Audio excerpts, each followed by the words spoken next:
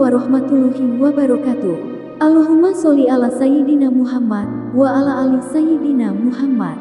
Pemirsa yang dirahmati Allah, marilah kita simak ceramah dari Ustadz Dasat Latif dengan tema kejadian yang tidak masuk di akal tapi terjadi.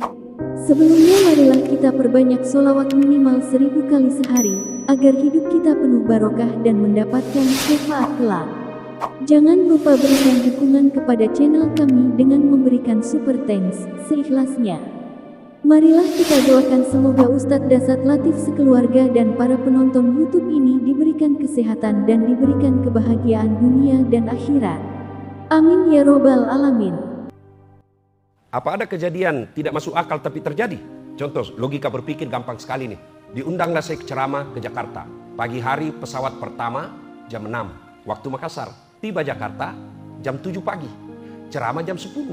Selesai jam 12. Pulang saya ke Makassar jam 3. Jam 6 sore ada lagi saya di Makassar.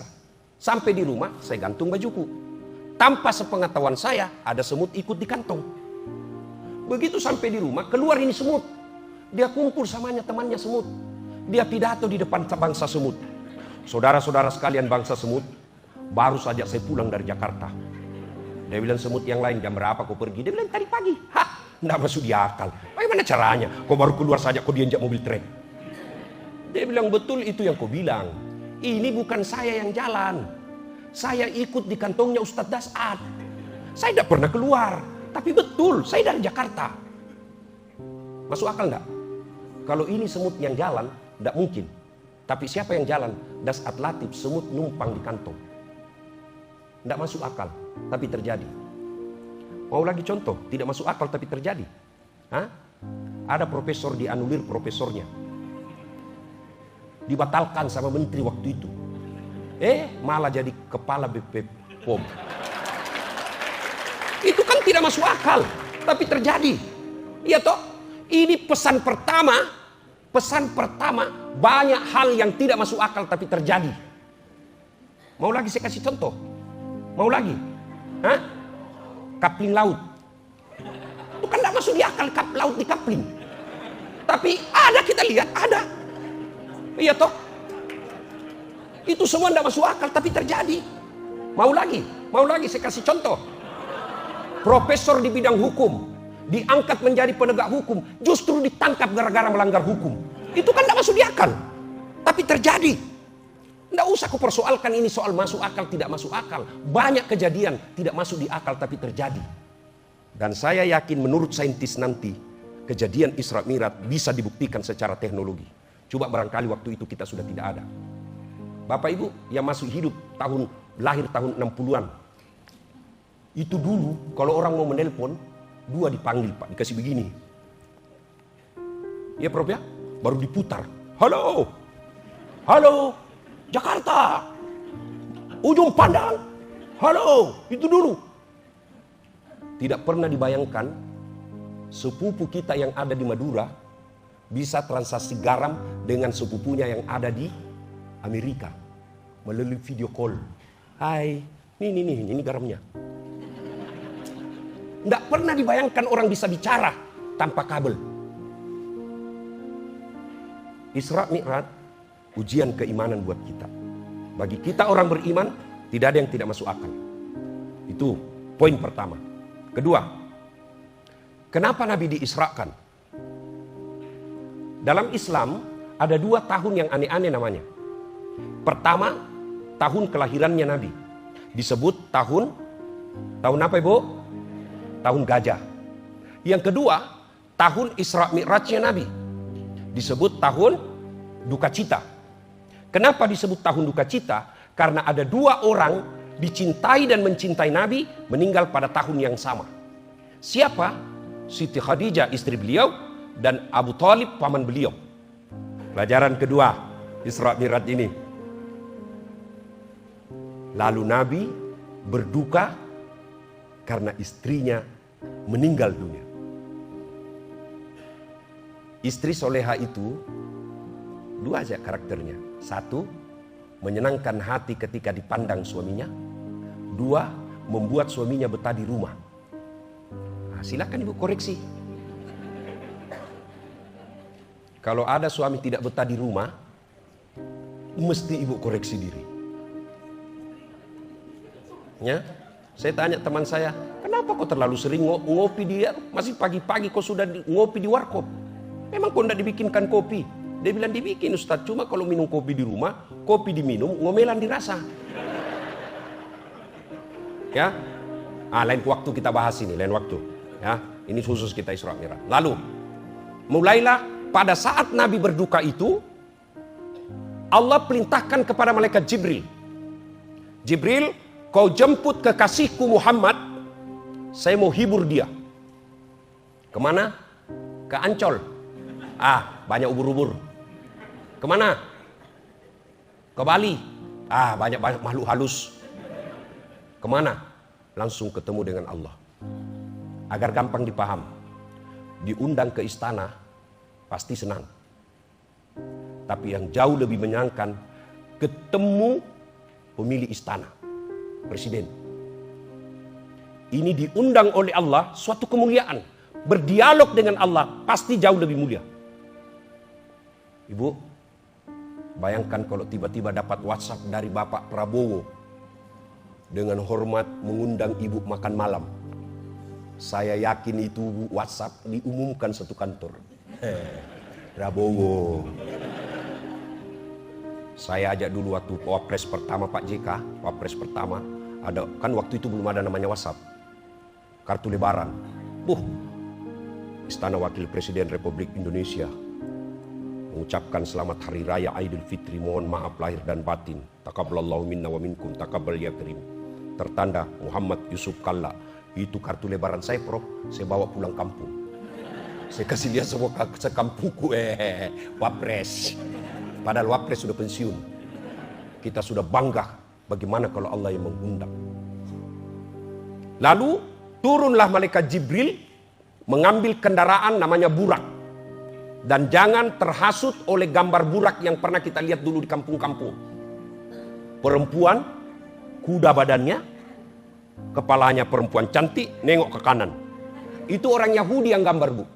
Itu bakar itu kalau ketemu. Tapi keluarin dulu dari rumah. Jangan kau bakar dalam rumahmu, ikut rumah terbakar. Nah, sudah. Mulailah Nabi diperjalankan. Subhanalladzi asra bi abdihi lailam minal masjidil haram masjidil aqsa. Diperjalankan Nabi dari Masjidil Haram ke Masjidil Aqsa. Kenapa harus ke Masjidil Aqsa?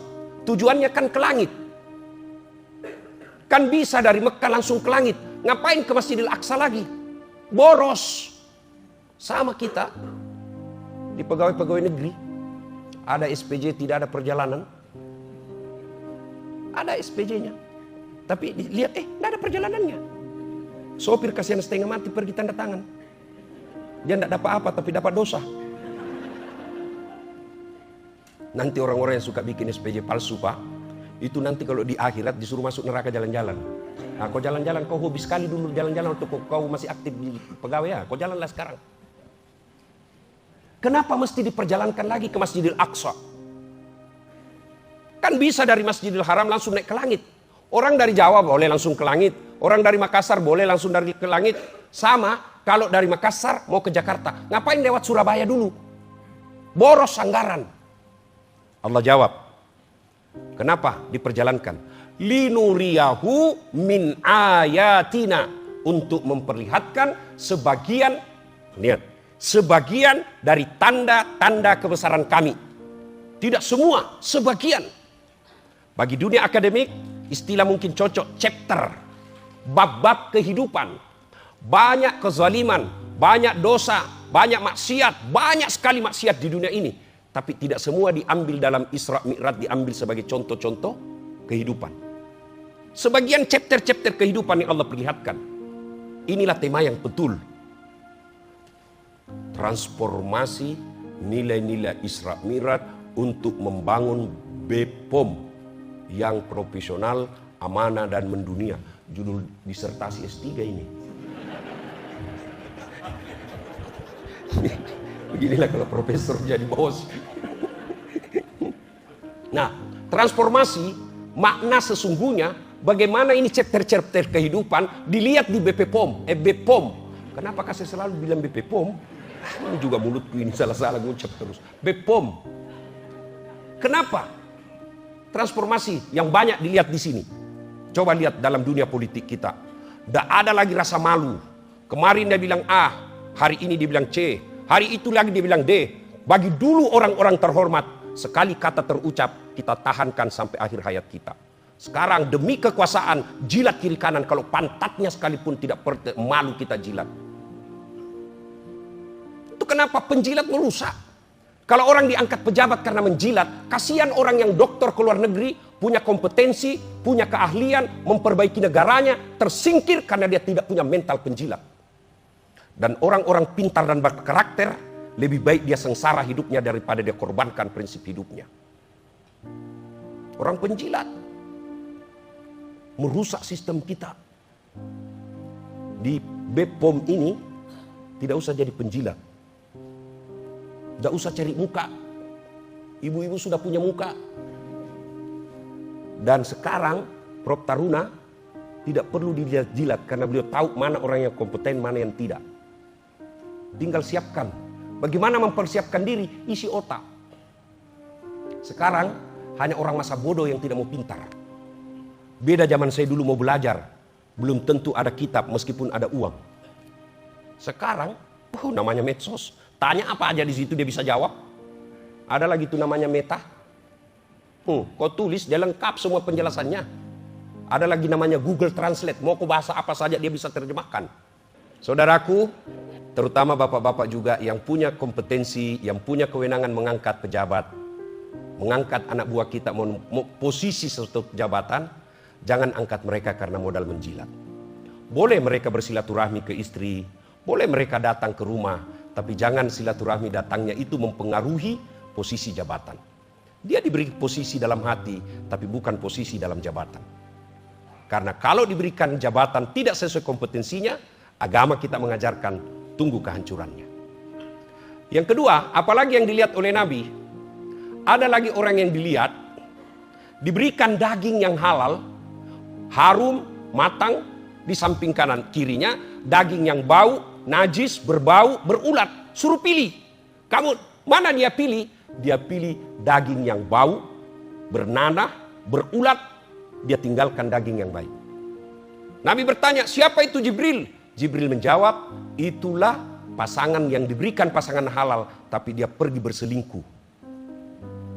Ini selingkuh sudah menjadi tradisi masyarakat kita. Banyak di kantor, berselingkuh. Bermula dari canda. Pura-pura salah kirim. Kirim lope. Apa maksudnya bang? Oh, salah kirim dek. Sebenarnya tidak apa-apa mas.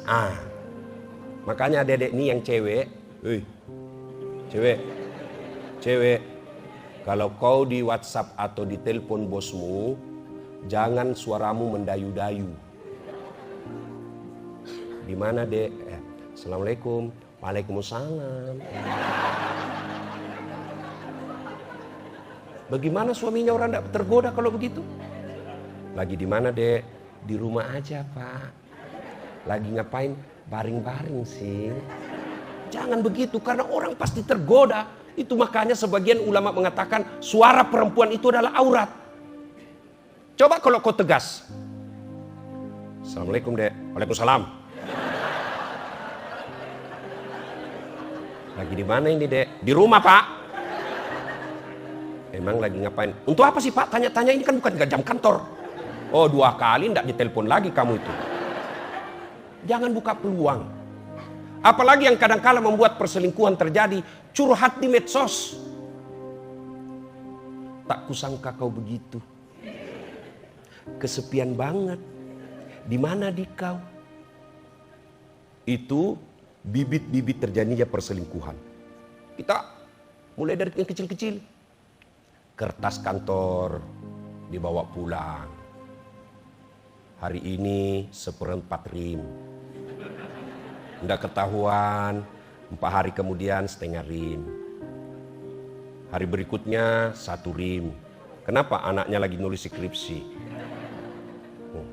Apalagi ada kantor renov, tegelnya diambil. Jangan ketawa Pak, ini serius orang ini.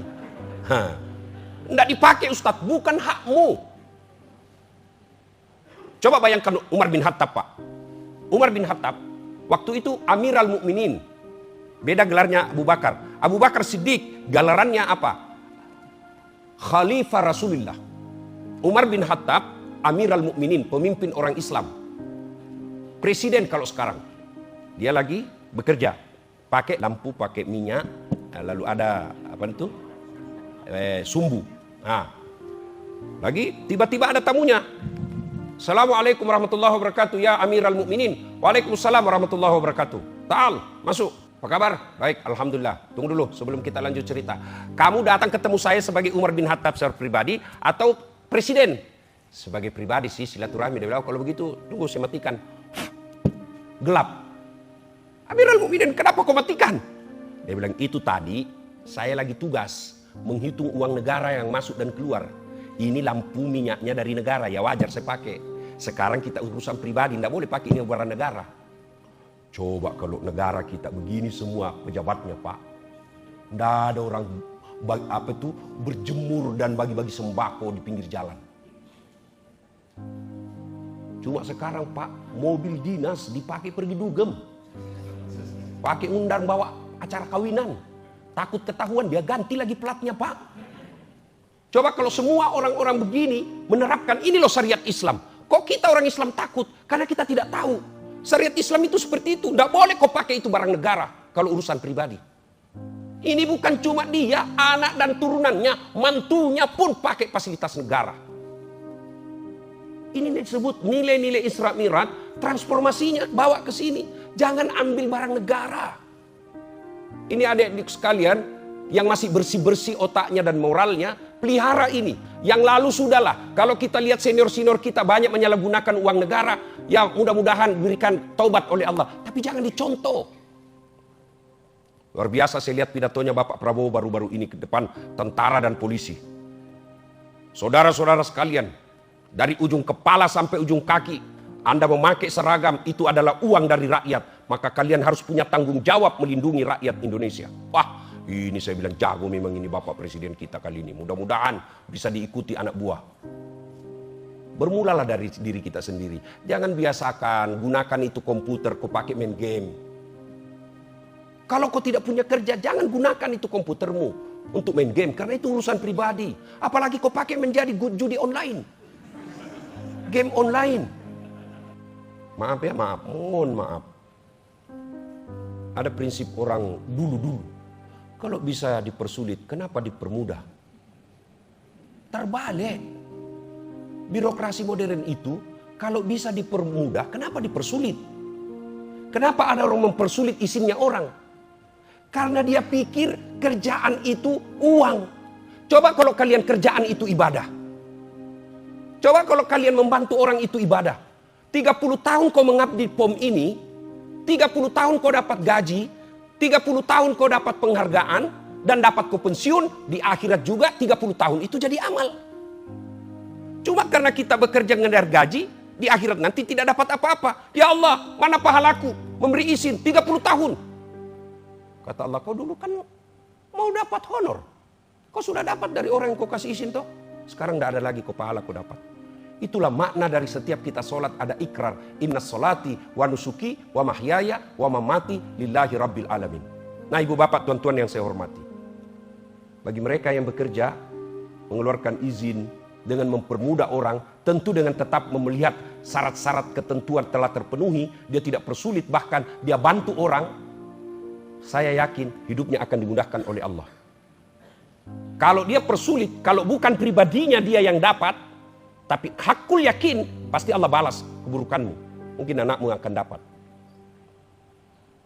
Nanti juga akan dipersulit orang ketika dia mengurus sesuatu. Mudahkan urusan orang, supaya Allah pun memudahkan urusannya. Nah, banyak chapter kehidupan dilihat oleh Allah, tapi waktu yang terbatas. Nah, ketika Nabi menghadapi rasa duka itu, sudah perjalanan, naik Masjidil Haram, ketemu dengan Allah, lalu apa Allah kasih hadiah dalam keadaan Nabi lagi duka? Apa Allah kasih, Bu? Ibadah apa? Ibadah apa, Bu? Sholat. Kenapa? Allah tidak beri perintah puasa. Allah tidak perintah haji. Apa yang Allah perintahkan? Sholat. Itu berarti dalam hidup ini ada masalahmu, sholatlah kau perbaiki. Kau lagi gundah gulana, lagi duka, menghadapi masalahmu, sholatmu kau perbaiki, biar Allah yang selesaikan masalahmu. Di sini ada enggak orang enggak ada masalahnya? Ada kira-kira di dalam ruangan ini enggak ada masalahnya? Ada? Aduh, muka-muka bunuh masalah juga saya lihat kita ini semua. Mana ada orang enggak ada masalahnya, Pak? Ini Bapak yang menceramah. Bapak pikir enggak ada masalah saya, Pak? Oh, banyak masalah saya, Pak. Enggak ada pernah tinggal di rumah, belum lagi capek, selesai dipanggil lagi. Dan paling besar masalah saya, banyak janda-janda curhat. Ustadz, adakah doa-doa penenang jiwa? Baru saja suami saya meninggal, saya kirimlah doa penenang jiwa.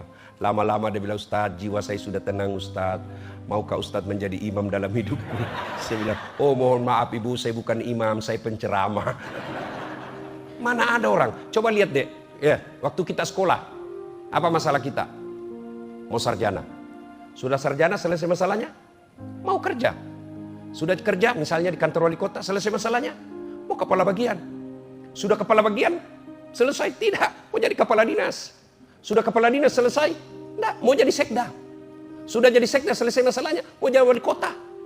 Sudah jadi wali kota? Mau 2 periode. Sudah 2 periode? Mau jadi gubernur. Sudah jadi gubernur? Ditangkap KPK.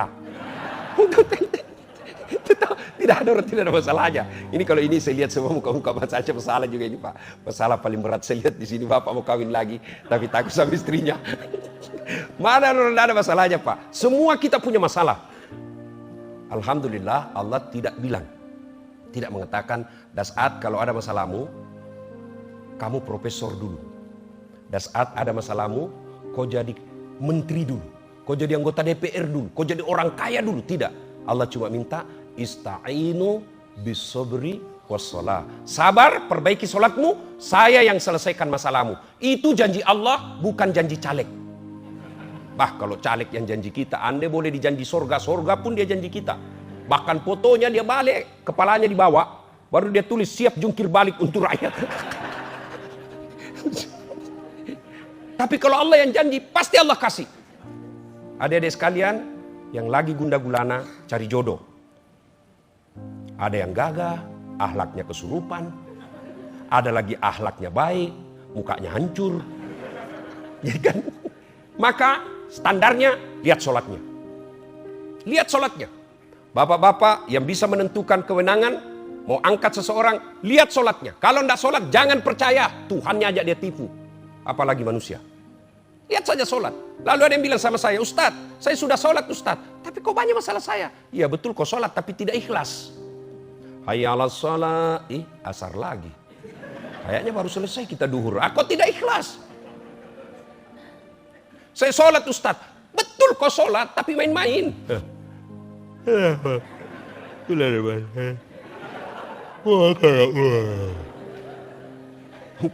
Bapak Ibu ketawa karena membayangkan diri sendiri kan.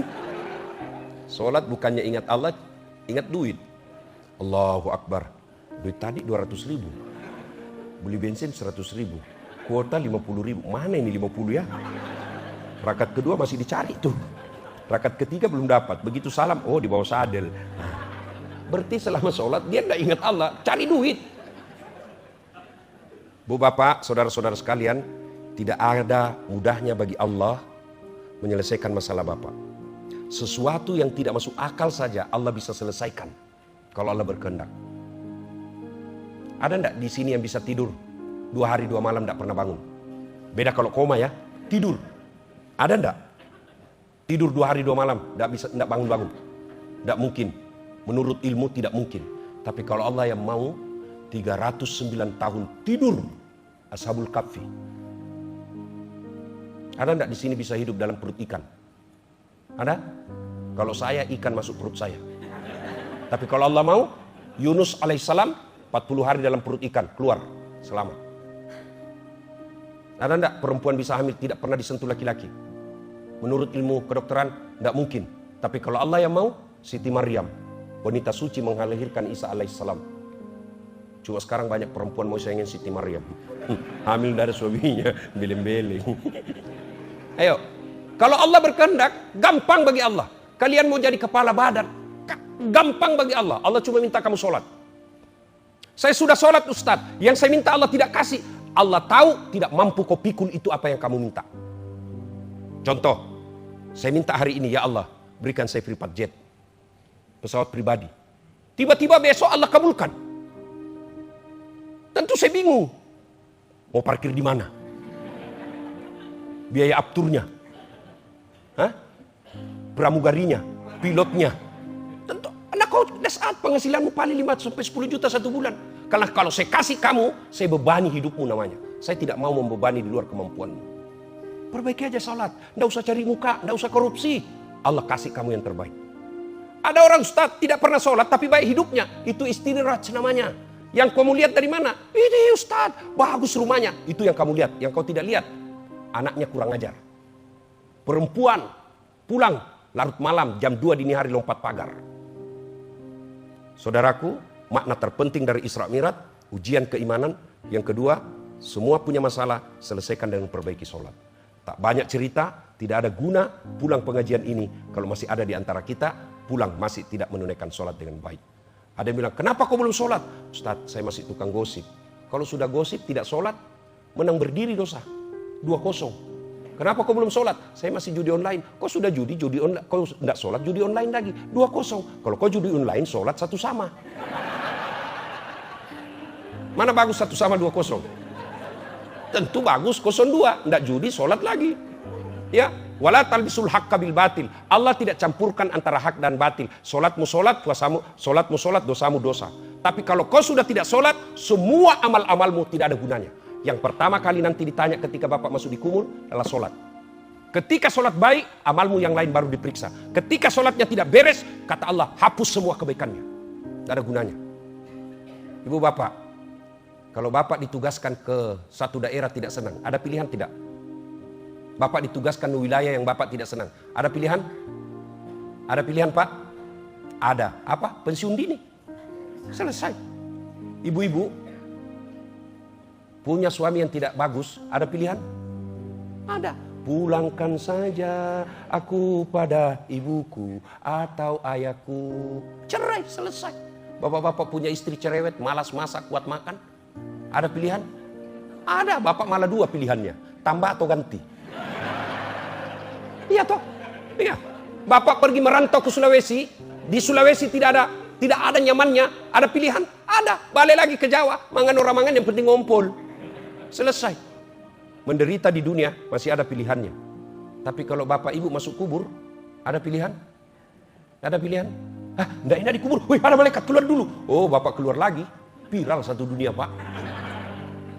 Dan orang paling menderita di alam kuburnya, kata Nabi, al-mutahawilu bis sholah, yang menganggap enteng sholat. Itulah makna dari kata Prof tadi. Penting ini sholat, sehingga tempat penerimaannya pun penting. Cara penerimaannya pun penting. Ketika Allah perintah puasa, ayat saja turun. Allah perintah haji, ayat saja turun. Allah perintah zakat, ayat saja turun. Tapi ketika perintah sholat, tidak hanya ayat yang turun, tapi Muhammad SAW diundang datang menghadap kepada Allah. Kenapa? Menerima perintah yang sangat penting. Ketika ada perintah dari Pak Prof kepada seluruh jajaran Sulawesi Selatan, himbauan saja sifatnya, cukup di WhatsApp kepala di daerah-daerah masing-masing. Tapi kalau itu surat penting, tidak boleh di WhatsApp. Pejabat daerah datang menghadap ke kantor pusat untuk terima surat penting ini. Sholat begitu pentingnya sehingga cara penerimaannya pun spesial. Maka merugi orang-orang yang setengah mati cari uang lalu dia tinggalkan sholat. Sepanjang jalan tadi dari sini, dari hotel ke sini, saya bilang memang luar biasa hidupnya orang Jakarta. Kadangkala dia tinggalkan rumahnya, sudah sholat subuh dia keluar, pulang jam 8 atau jam 9 malam. Lalu sayangnya dia tinggalkan sholatnya. Begitu tiap hari, 1 minggu lagi, 1 bulan, tahun baru lagi, taunya pensiun, taunya masuk rumah sakit, taunya sudah innalillahi wa inna ilaihi rajiun. Dunia pasti ditinggal. Dan orang yang paling merugi di dunia ini adalah orang yang menganggap enteng sholat. Agar kita tidak termasuk orang yang merugi, maka kantor kita diberikan keistimewaan untuk melakukan acara keagamaan Isra Mi'raj ini agar bukan sekedar mengeluarkan anggaran, agar ada manfaat transformasi nilai-nilai Isra Mi'raj itu dalam dunia pekerjaan. Sehingga pekerjaan kita dapat honor gaji setiap bulannya dari negara, juga dapat amal dari Allah Subhanahu wa taala. Semoga ada manfaat, lebih dan kurangnya mohon dimaafkan. Usikum wa nafsi bitaqwallah, fastabiqul khairat. Assalamualaikum warahmatullahi